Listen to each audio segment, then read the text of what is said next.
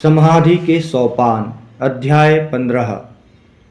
ध्यान की गहराइयों में जब सब कुछ शांत था तब श्री गुरुदेव ने उपस्थित होकर कहा, वत्स, शक्ति जो कि जगन माता का स्वरूप है उस पर ध्यान करो। और तब सभी भयों से ऊपर उठकर यह शक्ति प्रेरित करती है और तब तुम शक्ति से परे स्वयं जगन माता की सत्ता में चले जाओगे जो कि मात्र शांति है। जीवन की अनिश्चितताओं से भयभीत ना हो।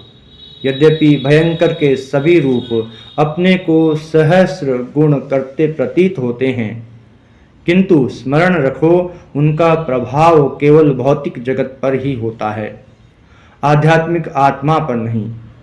ठीक ठीक यह जानकर कि आत्मा अविनाशी है, अटल एवं दृढ़ रहो। आत्मा को ही अपना अवलंबन बनाओ।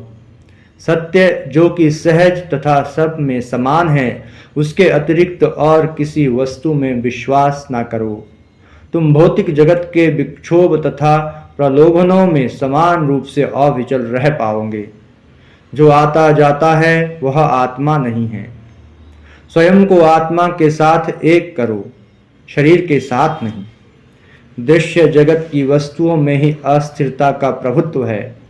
शाश्वत दृष्टा के जगत में स्थिरता का अस्तित्व है, जहाँ विचारों तथा इंद्रियों से मुक्त आत्मा का चैतन्य ही राज्य करता है। जो सत्य है वह महासमुद्र के समान अपरिमेय है। उसे कोई भी वस्तु ना तो बांध सकती है, ना ही सीमाबद्ध कर सकती है। आध्यात्मिकता का कुल रहित समुद्र जो कि अनुभूति की ऊंचाइयों में आत्मा के रूप में ही भासता है, उसे व्यक्त जगत के विधेयों से अभिव्यक्त नहीं किया जा सकता। संसार के दुख सीधे इच्छाओं के अनुपात में ही है, इसलिए अंध आसक्ति ना रखो। स्वयं को किसी से बांध ना लो, परिग्रह की इच्छा ना करो, वरन स्वयं में अवस्थित होने की दृढ़ इच्छा करो।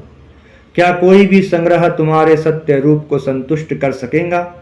क्या तुम वस्तुओं से बद्ध हो जाओगे? नग्न हो इस संसार में तुम आते हो, तथा जब मृत्यु का बुलावा आता है तब नग्न ही चले जाते हो। तब फिर तुम किस बात का मिथ्या अभिमान करते हो? उन वस्तुओं का संग्रह करो जिनका कभी नाश नहीं होता। अंतर्दृष्टि का विकास अपने आप में एक उपलब्धि है। अपने चरित्र को तुम जितना अधिक पूर्ण करोगे उतना ही अधिक तुम उन शाश्वत वस्तुओं का संग्रह कर पाओगे, जिनके द्वारा यथा समय तुम आत्मा के राज्य के अधिकारी हो जाओगे। अतः जाओ, इसी क्षण से आंतरिक विकास में लगो, बाह्य नहीं। अनुभूति के क्रम को अंतर्मुखी करो। इंद्रियासक्त जीवन से विरत हो। प्रत्येक वस्तु का आध्यात्मिककरण करो।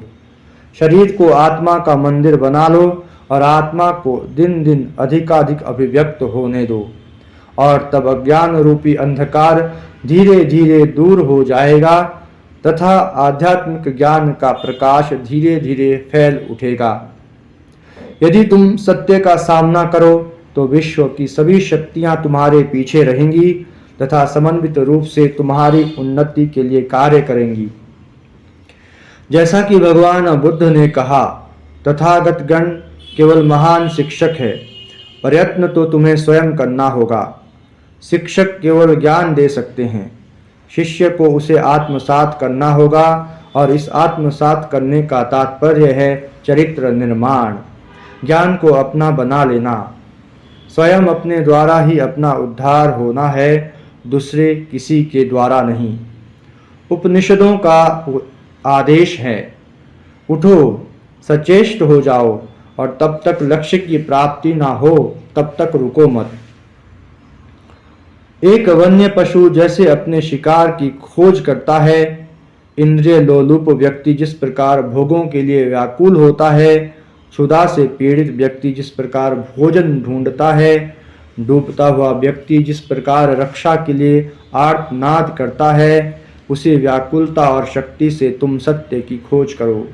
जिस प्रकार एक सिंह निर्भीक और मुक्त होता है तथा कोलाहल से नहीं कांपता, उसी प्रकार सत्य लाभ के लिए दृढ़ संकल्प होकर तुम भी इस संसार में विचरण करो, क्योंकि इसके लिए असीम शक्ति तथा निर्भयता की आवश्यकता है।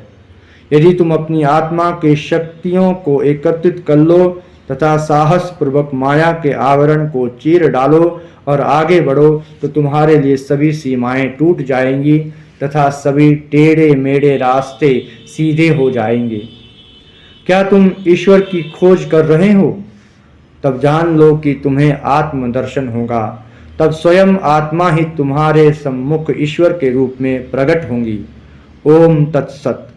और तब गुरुदेव की वाणी उस मौन में समा गई जो कि शांति है, तथा उनका रूप उस ज्योति में विलीन हो गया जो कि स्वयं ईश्वर की ज्योति है।